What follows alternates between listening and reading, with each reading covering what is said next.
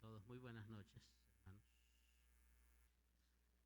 Como ustedes saben, este año ha sido proclamado año jubilar de San José. Entonces vamos a aprovechar este momento para dejarnos instruir por las enseñanzas del Papa Francisco. Que Simeón pronunció sobre Jesús y María.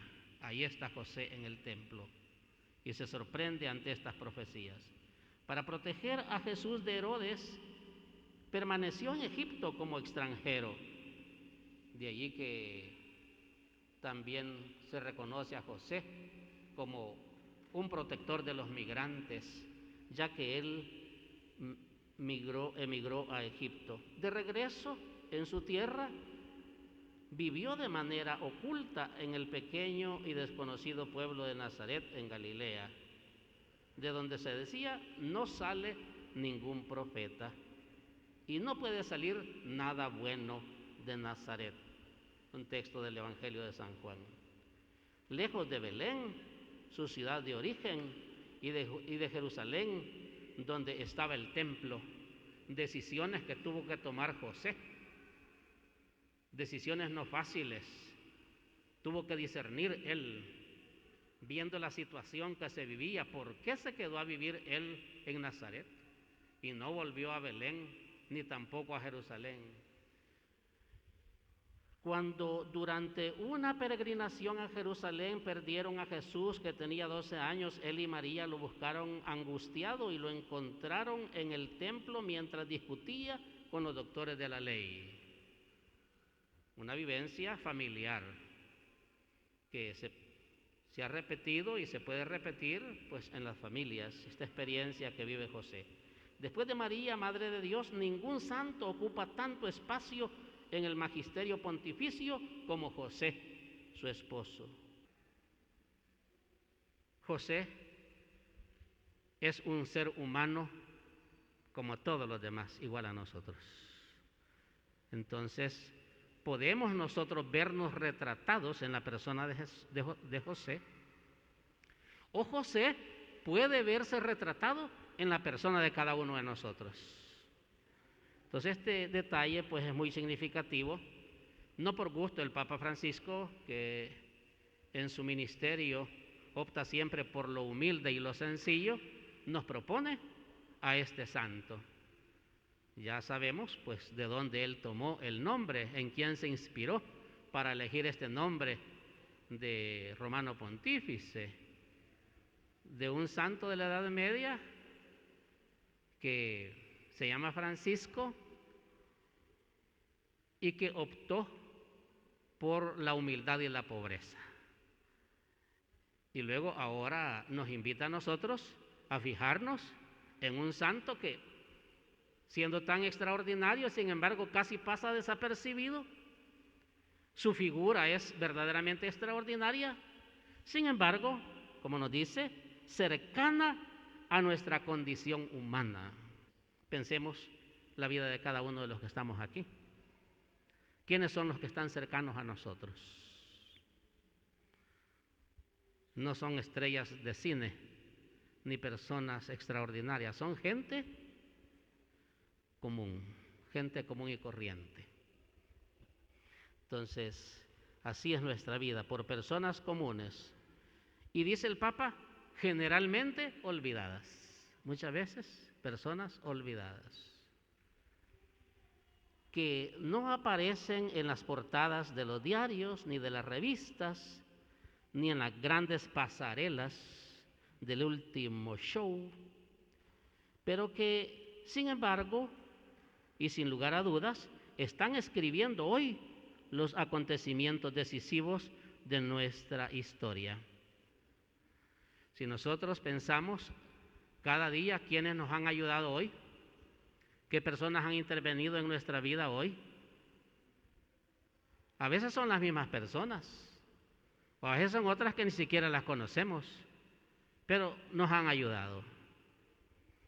Y así mira el Papa a San José, que nos recuerda que todos los que están aparentemente ocultos o en segunda línea tienen un protagonismo sin igual en la historia de la salvación. A todos ellos va dirigida entonces una palabra de reconocimiento y de gratitud. San José es mi patrono. Como miembro de la Iglesia Católica que soy, San José es el patrono de la Iglesia Universal. Así de que hoy tenemos una oportunidad muy importante de identificarnos un poco más con este santo que parece tan común y parece tan silencioso que no llama la atención. Sin embargo, fue tan clave el papel de San José que Dios lo escogió y que también, así como de la Santísima Virgen María esperó un sí, también de San José esperó un sí. Solo que San José no pronunció un sí como lo pronunció la Santísima Virgen María, pero sin embargo, con sus hechos respondió que sí al Señor. El texto, esta carta nos dice que José estaba muy angustiado por el embarazo incomprensible de María. Él estaba muy angustiado, una experiencia humana, ya que él es una persona correcta, es una persona santa, y claro que le angustia esta situación en la que se encuentra su esposa de una manera incomprensible. Es incomprensible. Poniéndonos en el lugar de José, claro de que a nosotros se nos haría también incomprensible. Sin embargo, no quiso denunciarla públicamente, según lo indicaba el libro del Deuteronomio. El Papa Francisco cita aquí ese texto, Deuteronomio 22, 20 al 21, donde se indicaba de que cuando pasara un hecho semejante a esto, pues se podía denunciar públicamente. Entonces, ¿qué hizo José? Decidió romper su compromiso en secreto, no hacer la denuncia pública, sino hacerlo en secreto. Mateo 1:19. En el primer sueño, el ángel le ayudó a resolver ese grave problema. Dios le ayudó por medio del ángel y así sus angustias fueron superadas. Dios le dijo,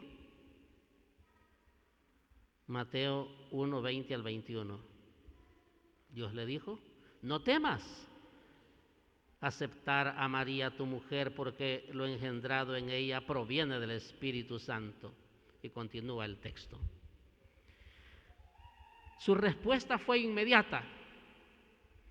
¿Cómo respondió José? Se despertó del sueño e hizo lo que el ángel del Señor le había ordenado. Ahí está la obediencia de José. Mateo 1:24. Nosotros pedimos muchas explicaciones primero, o de repente, aunque se nos diga algo, pero vemos de mejor no obedecer. Solemos tener muchas dificultades en la práctica de la obediencia. ¿A quién de nosotros no nos cuesta obedecer? A todos nos cuesta obedecer. Sin embargo, José es padre en la obediencia. Y estos sueños contenidos en el Evangelio de San Mateo nos van manifestando de cómo José, a semejanza de este primer sueño, que cuando se despertó hizo lo que le había mandado el Señor. Lo hizo. En eso consiste la obediencia. Muchos padres se quejan que a los hijos les tienen que decir 1, 2, 3, 4 veces, y los hijos como que sin nada. Y a veces no solo con los pequeños, sino que con los grandes también nos tienen que decir muchas veces, y a veces aunque nos lo digan, es por demás. No solemos seguir indicaciones. No solemos seguir indicaciones. A veces, aunque ya sabemos que, bueno, a veces como se ocupan los andenes, ¿verdad?, para otras cosas, obligan al peatón a tirarse a la calle, pero los andenes son para que pasen las personas, pero pudiendo ir por los andenes se va por la calle, exponiéndose, ¿verdad?, causando obstáculos. No seguimos indicaciones, solemos fallar mucho. En este sentido, pues este aspecto tan preponderante de José, ahora somos invitados nosotros a fijarnos. El otro sueño que se encuentra en San Mateo 2, del 13 en adelante, es cuando Dios le ordenó a José: levántate, toma contigo al niño y a su madre, huye a Egipto. ¿Y qué hizo José? Hasta de noche, son muy peligrosos los caminos, hay pandemia, además hay maras por ahí, etcétera. ¿Hizo eso José? El texto dice de que José no dudó en obedecer, sin cuestionarse acerca de las dificultades que podía encontrar. Si dificultades siempre vamos a encontrar, siempre van a haber dificultades. Pero ¿qué dice el Evangelio? Se levantó, tomó de noche al niño y a su madre y huyó a Egipto. Eso es lo que se dice de San José. Así como cuando le dijo: no temas recibir a María tu esposa, se levantó y efectivamente recibió a su esposa. Y ahora, cuando el niño ha nacido, huye de madrugada. Efectivamente lo hace él. Y estando en Egipto, aquí viene lo del tercer sueño, José esperó con confianza y paciencia el aviso prometido por el ángel.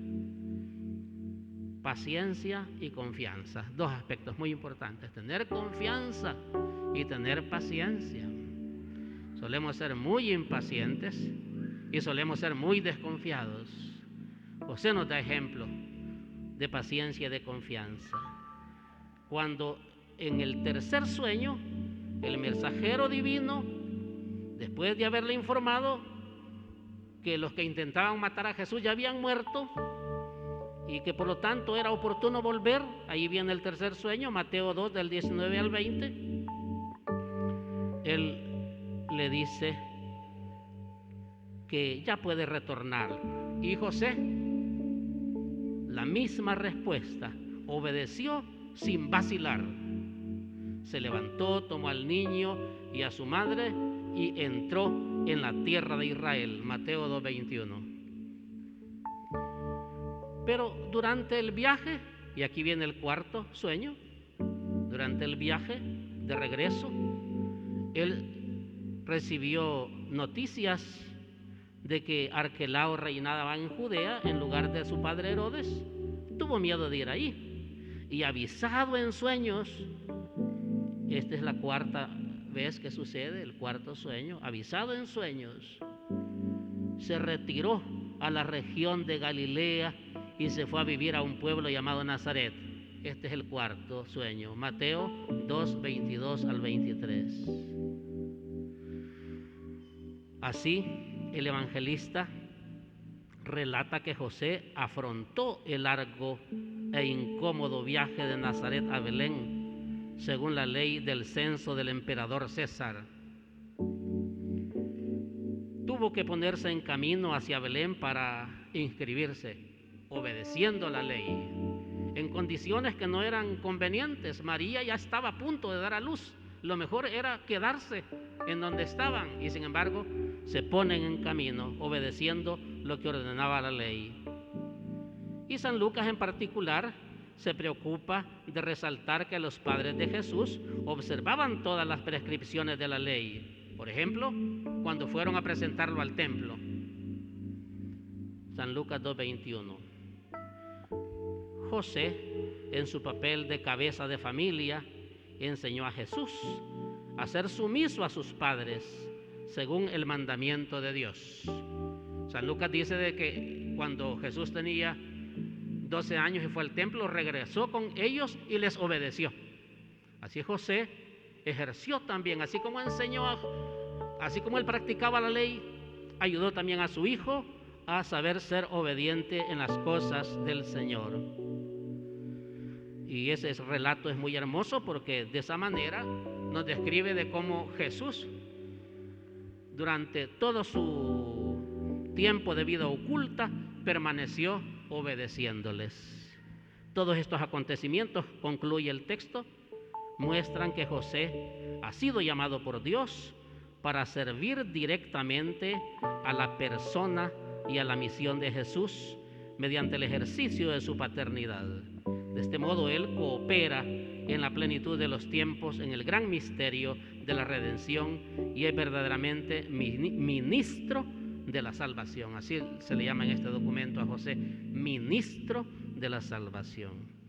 Bueno, pues dejémonos edificar, ¿verdad?, por esta obediencia pronta que siempre manifestó José, y no solo en los momentos de la infancia o cuando Jesús apenas ha sido engendrado en el vientre de la Virgen, sino los años que siguieron después.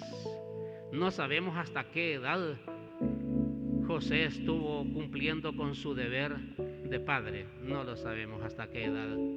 Lo que sí es que cuando Jesús comenzó su ministerio público, ya José no estaba, José ya había muerto, pero hizo una gran labor. La gran labor fue que como padre responsable logró que su hijo llegara a tomar buenas decisiones, y así lo hizo Jesús.